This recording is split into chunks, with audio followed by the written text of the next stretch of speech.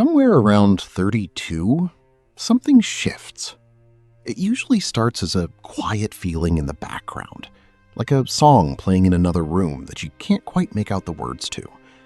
You're paying your bills, you're showing up to work, you're doing all the things that were supposed to make you feel like you finally arrived, and yet underneath all of it, there's this low hum of something that sounds almost like grief.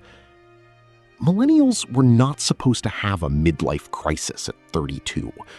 That was supposed to happen at 50 to someone else in a convertible.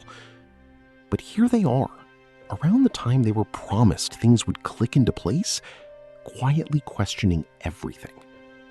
Not loudly, not dramatically, just lying awake at 2 a.m, staring at a ceiling, wondering when life started to feel like a performance they didn't fully audition for.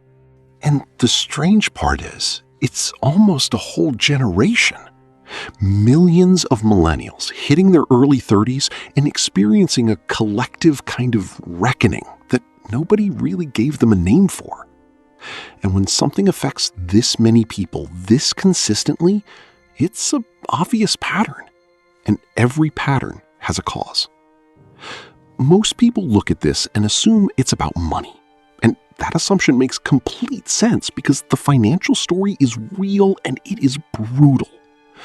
This is the generation that graduated directly into a recession, that took on student debt that rivaled mortgages for degrees that were supposed to guarantee stability, that watched housing prices double and triple while wages stayed more or less frozen, that was told over and over that if they just worked harder, sacrificed more, stopped buying the coffee, and believed in themselves enough, things would eventually click. But things did not click.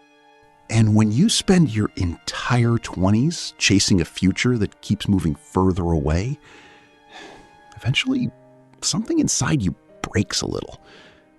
But here's the thing.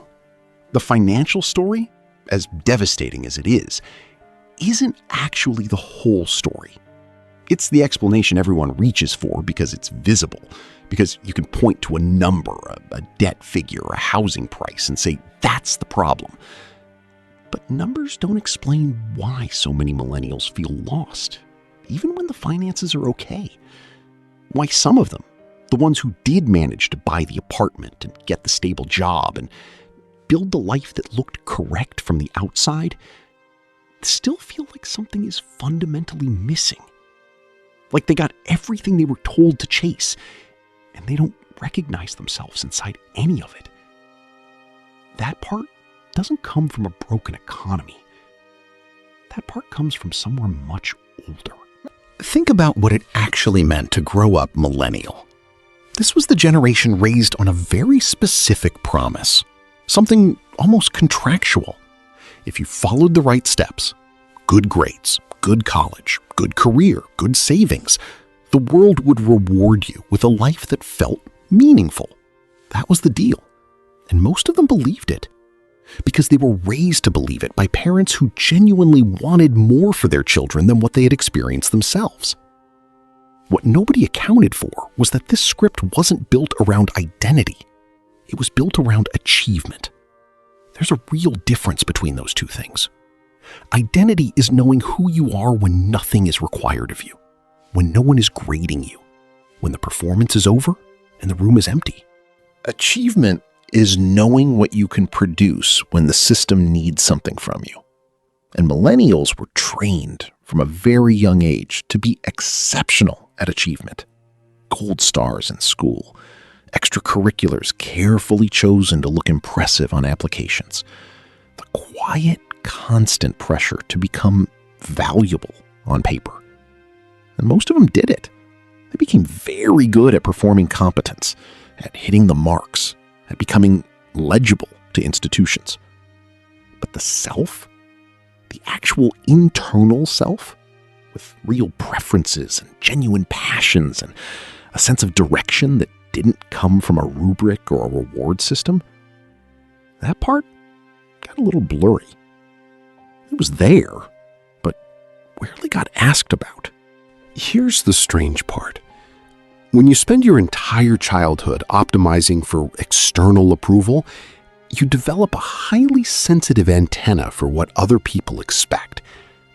And for a while, that works. While there's always a next defined step, the next grade, the next application, the next promotion, you just keep moving toward the next marker on the map, and the movement itself feels like purpose. The crisis arrives when the map runs out. Around 30, the structure that carried most millennials through their lives starts to dissolve. The defined path ends. There's no more next steps spelled out for them. No institution handing out the rubric for what comes next. And suddenly, for the first time in their lives, they're standing in a quiet room, facing a question they were never actually trained to answer. Who am I when nobody is grading me? What do I actually want? Not what I was supposed to want. Not what would make my parents proud or look good on social media or make financial sense. What do I actually genuinely want? And that question is what keeps people awake at 2 a.m. Here's where the story gets more complicated, because this isn't just happening inside individual people. It's happening inside a generation that was also, simultaneously, living through one of the most disorienting cultural shifts in modern history. Millennials grew up with dial-up internet and finished their 20s with a supercomputer permanently attached to their hand. They watched entire industries collapse and rebuild. They absorbed the messaging everywhere and constantly that they should be hustling and healing and grateful and self-aware all at once. That burnout was something you fixed with a morning routine. That struggling meant you weren't trying hard enough. That feeling purposeless was a productivity problem, not a philosophical one. And layered on top of all of this was social media, which turned identity itself into a public performance. Suddenly the question wasn't just who am I privately? It was who am I in a way that's presentable, legible, and engaging to an audience. And millennials, already trained to perform for external validation, stepped into that pressure beautifully and exhaustedly, and often without realizing they were doing it. Nobody told them that feeling lost at 32 might be the most rational response to everything that had happened to them, that it might even be the first honest thing they had felt in years, underneath all the performing. And this is where things become both harder and more important to understand. Because the millennial reckoning at 32 isn't purely despair. Underneath the grief and the confusion and the 2 a.m. ceiling staring, there is something else happening. Something that looks like collapse from the outside, but feels, in the quieter moments, more like clarity breaking through. Because what they're actually grieving, when they sit with it long enough, is not just a broken promise about careers and housing. They're grieving the version of themselves they built to meet a world that never quite showed up the way it was advertised. They're grieving the years spent becoming impressive instead of becoming themselves. They're grieving the internal compass they never quite got to develop because there was always another external goal to hit. And grief, even when it's painful, is information. It means something mattered. It means there's a self in there that has opinions about how life should feel, not just how it should look. Most people around them don't know what to do with any of this. Parents who raised them on the achievement script sometimes interpret the questioning as ingratitude. Partners are confused about why the person they built a life with seems to be quietly dismantling their own identity in their early 30s.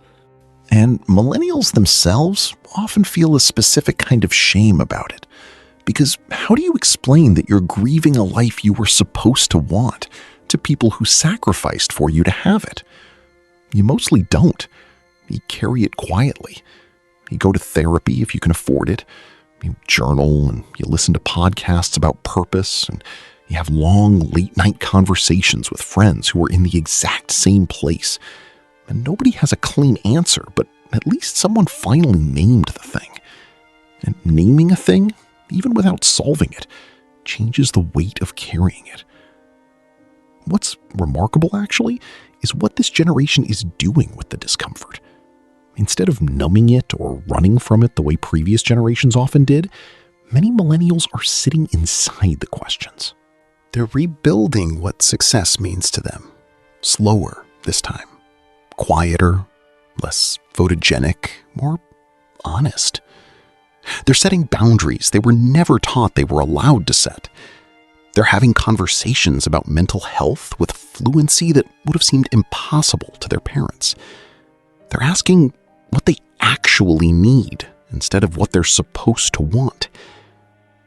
The millennial midlife crisis at 32 isn't evidence that something went terribly wrong.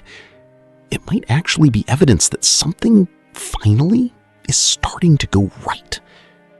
That after decades of performing a version of life built around someone else's definition of success, an entire generation is stopping, sitting in the discomfort, and beginning the slow, uncomfortable, necessary work of figuring out who they actually are. That's a harder path than following the map. It's slower. But maybe that's exactly the point.